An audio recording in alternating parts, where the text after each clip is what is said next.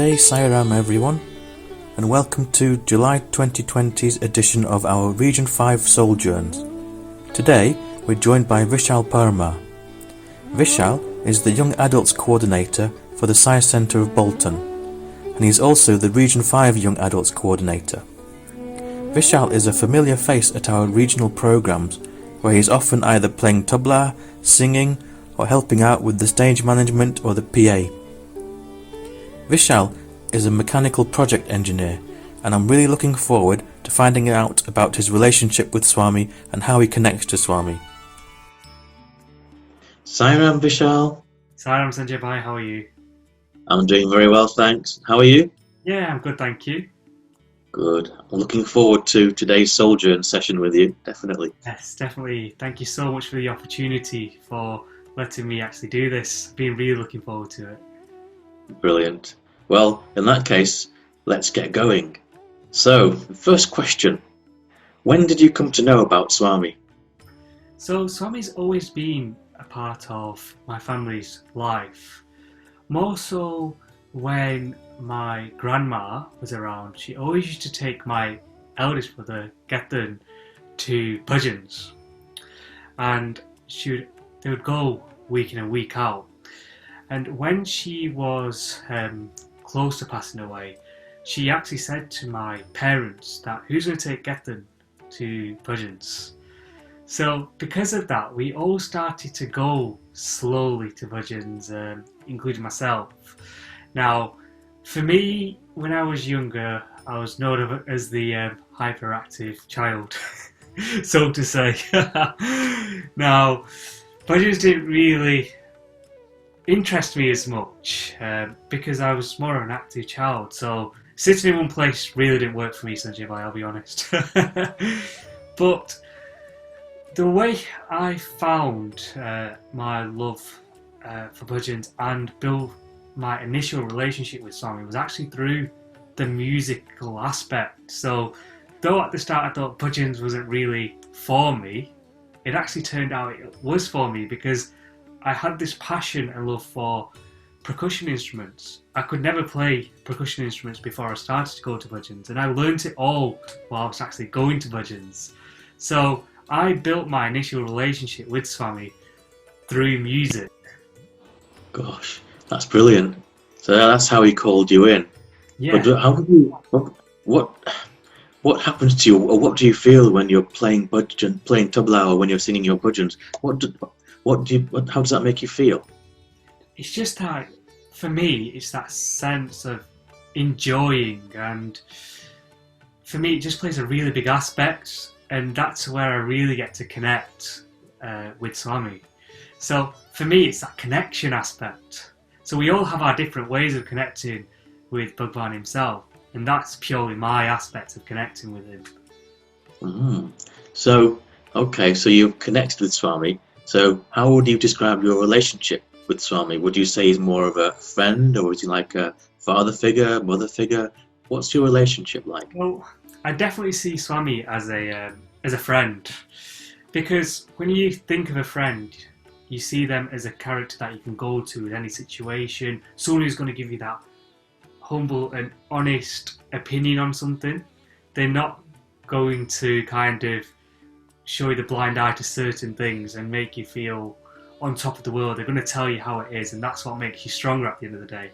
So I see Swami as that character who's just giving me pieces, such like a jigsaw in essence, and just putting those pieces into me and giving me those different skills and qualities in life through his advice.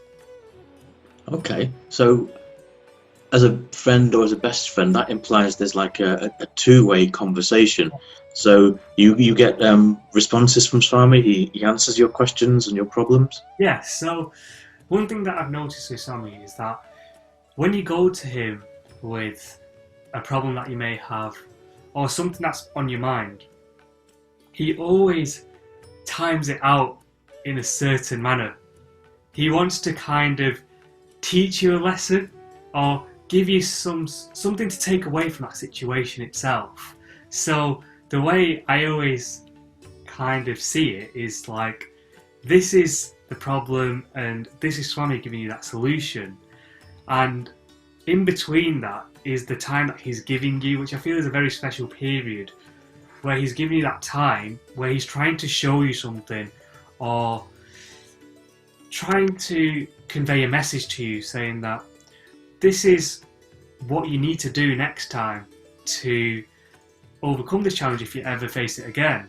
So with every situation that you may face, he always gives you, in essence, you can say, like a party bag. He gives you something that you can take away with you and use in the future. So that's the beauty of the whole relationship. So how do you, now that you're connected with Swami and you have this conversation, what do you do anything specifically to actually stay connected with Swami? So one thing that I've always kind of trained my mind to be from listening to his teachings is that let go and let God. So that spelt out 1,000 words to me, because it means so much, that one quote, let go and let God. The one thing I took away from that is that every situation in life is temporary, so nothing is forever. It's never going to stay like that.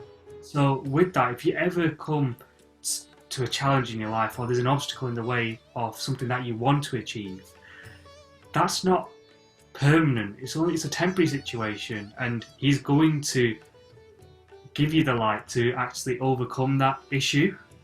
So with me, I'm that sort of person where if I come across an issue or a bit of a challenge, I'll shoot into monkey mind mode slightly, where your mind is naturally going to shoot in different directions.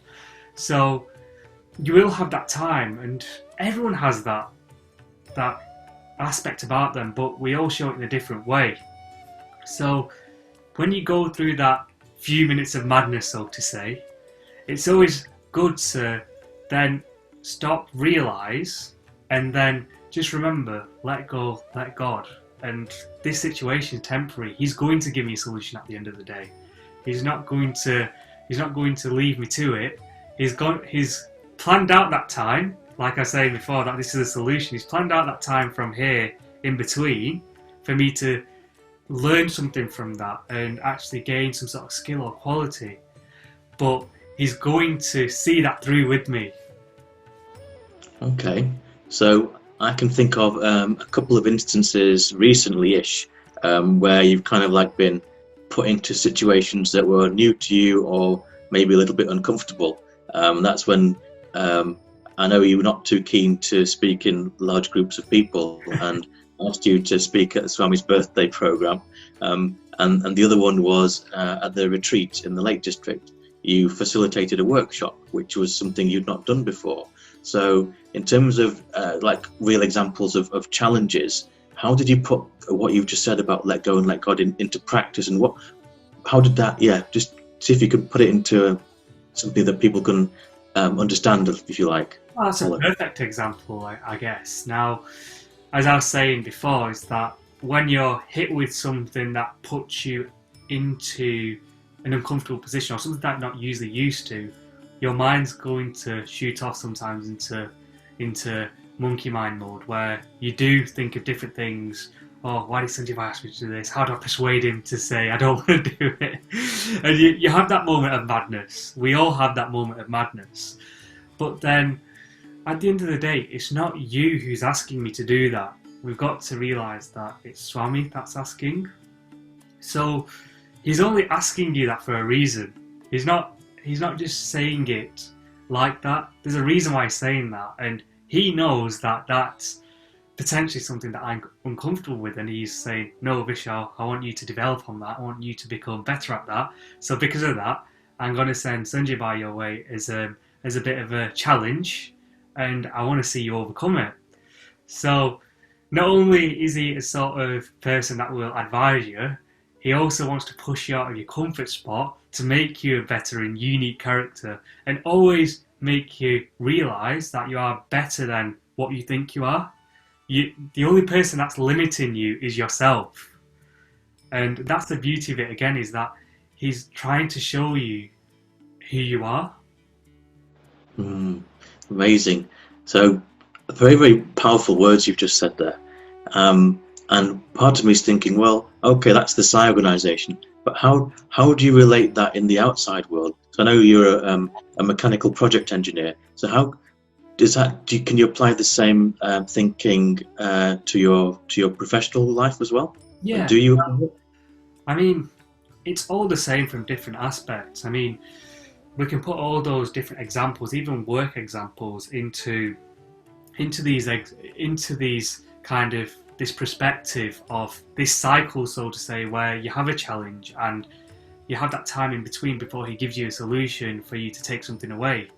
That applies in everything. So with that, I kind of use that that one kind of aspect of that cycle in all the different, whether it's my personal life, my work life, or in the organisation itself. I'll always use that because at the end of the day, he's not just a friend in one aspect. He wants to be in your life in every single aspect. You only are where you are because he's got you in that position. So he's a man of multiple talents, and that's why you've got to look at him because he knows the answer to everything. Very true, very true. You mentioned about growth and development and learning things through the Sai organization. Are they things that you've been able to apply in your work, for example? One thing that I would say is that for us to actually have the opportunity to learn from his teachings is that we are very lucky. We are unique characters in society. We've learnt human values, which is such an important aspect of our lives, which a lot of people might not actually have, and we shouldn't take it for granted because it's such a major aspect of life. And without you even realising is that when you have such a positive attitude in your day-to-day life, in any aspect, whether it's who you speak to on your work life, that's just going to reflect straight back onto you. So the way that you act to other people in different situations, it's just going to reflect back. And luckily we've been brought up in a sense of positivity through human values, learning how to treat everyone equally and fairly and right. And because of that, we're so unique. And I feel that definitely I use that in my day-to-day life, and you don't even notice using it because you think it's so normal. And that's what makes us unique again, because we have that humble aspect of ourselves. Like, we don't realise this. And this is all through Swami's teaching. So that's one thing I definitely say is that for SSE children especially, is that the human values that you learn, you should always use them in your day-to-day life and make it part of yourself, because it's so important, and it definitely makes you such a unique and just a special character, and that's him kind of projecting through you. And that's something you've experienced in your work life as well. Is it? Yeah. You can see it there in practice as well. Definitely, without a doubt, because there's been so many situations where I've been hit with challenges, but using human values has actually helped so much, and you don't even realise, because people want to be a part of what you do. People want to be around you, and that's only because of the positive energy which you spread. As I said to you previously, Sanjay, it's like the domino effect. Without you even realising that you're having this positive impact on even one person, that person's then going to spread it to the next person, then that person's then going to spread it to the next person, and without you even knowing, you've created a positive environment and you don't even know about it. And that's just amazing, just thinking about it. Very powerful, very powerful. And the source of that positivity, where's that come from? And that source, the source of that comes from his teaching. So through that development where he's given you the opportunity to use human values, to use his teachings and what he said to us, that is the source, so that's the seed, and you're growing and spreading that love, that positive energy, that ambition, or so whatever it could be. You're just spreading that positive energy through his teachings. So one thing maybe the listeners or viewers may be thinking is that you have quite a strong faith and lots of confidence. So they might be wondering about your relationship with Swami's physical form. So have you had Swami's physical darshan? Because I'm guessing you're age 21, so you've been through quite a lot of key years when Swami's not been here physically. Yeah. So has that affected you at all? So going back to initially what you said, is that yes, I've seen Swami in the physical form. There's such a small spectacle in the far distance in 2010 when we went for the pilgrimage. But for me, I felt that I've connected with Swami a lot more since he left his physical form. That may be because it was through a key period of my development, from my age, maturity, whatever it could be. And I've just felt that my relationship has definitely developed and strengthened, for sure, whilst he's not been in his physical form. That's really powerful to know, because obviously there's lots of similar experiences for young adults like yourself going through this stage in their lives when Swami's not here physically. So it's really important to hear that and to know that connection is, I was going to say, as strong as ever, but from what you're saying, it's actually stronger. Yes. Yeah. It's brilliant. Okay, Vishal. So, is there any kind of message or key messages you'd like to give to young adults or adults who may be watching this Souljourn's interview? Yeah, so definitely I would say is that the young adults aspects of your lives is such an important aspect, because you're going through the key development of setting your life for the future. And I understand exactly how it is, because I'm currently going through that myself. So with that, it's always so important that you stay involved with Swami's work. And I know it's easy to say that, and I know a lot of young adults may have come across a lot of people that have said that, and you may think, oh, it's difficult and it might be easy to say that, but it's a bit of a challenge sometimes. But always put some time aside to get involved in Swami's work, because when you go to him, he'll come to you, and with that, he'll stand beside you during your personal challenges, and you won't even realise that it's a challenge when he's beside you. And because of that, you'll just breeze through all these different obstacles and you'll reach your goal within no time. And if you just dedicate that time to him, he'll also dedicate that time to you. So you must always remember that. And another thing is, I know I've pointed out in this video, is that every situation in life is temporary. So don't try not to dwell on certain things that may have gone wrong, because it's all happened for a reason. He's only trying to teach you something from that and giving you something to take away for next time. And I think the best thing to kind of sum that up is, for every dark night, which could be a problem, there's always a bright day, and he's the bright day which shines that light on you to give you that the power, the courage, the motivation and the knowledge to pull through that with the use of his teachings. So main thing is always to remember to let go and let God. Brilliant. Thank you very much.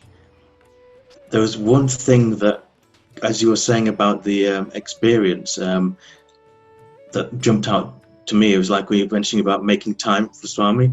I can imagine people listening saying, oh, but you don't, there might be university work, there's all the things I have to do at home, there's so many other things I've got on. How do you manage that? How do you actually make time for Swami when you think initially that there is no time left in the day? How do you make time for Swami? The thing is, the way you want to see it is that don't put yourself in the mindset where you're already limiting yourself by saying that, oh, I've not got enough time.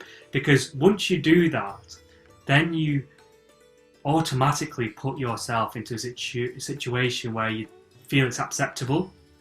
So then you naturally won't feel like you've got enough time during the day. Now, if you switch that around and think of it in a positive way, that, oh, at the end of the day, I'm going to do this, I'm going to do that. When you have that mindset, then you will naturally in your mind make time for it. So what I would say is that don't limit your mindset. Just stay open to your thoughts, and don't put yourself in a mindset where you feel that you can't do something, because it's only yourself who's limiting you. So enable that and open yourself up so you're not putting yourself into that mindset. Brilliant, thank you. I think that makes a lot of sense. Yeah, if you just have that intention that you want to do something for Swami, then he will. That's where it starts, isn't it? Then he will take care of it from there. Exactly, yeah. It's exactly that. So the initial step to understanding and also giving yourself the opportunity to say, oh, I'm going to do this, I'm going to do that, is don't limit yourself, because that's the initial problem. As soon as you limit yourself, then there's no going forward from that. Because once you've convinced yourself, then you can't unconvince yourself, if you understand what I mean. Because you've already made that decision. Very true, very true. Brilliant. Well, with that, Vishal, I'd just like to say thank you very much for your time and for today's Souljourn session. It's been really, really great, and thank you. No, thank you. It's really been an amazing session. I really enjoyed it. Jai Sai Ram. Jai Sai Ram. Thank you.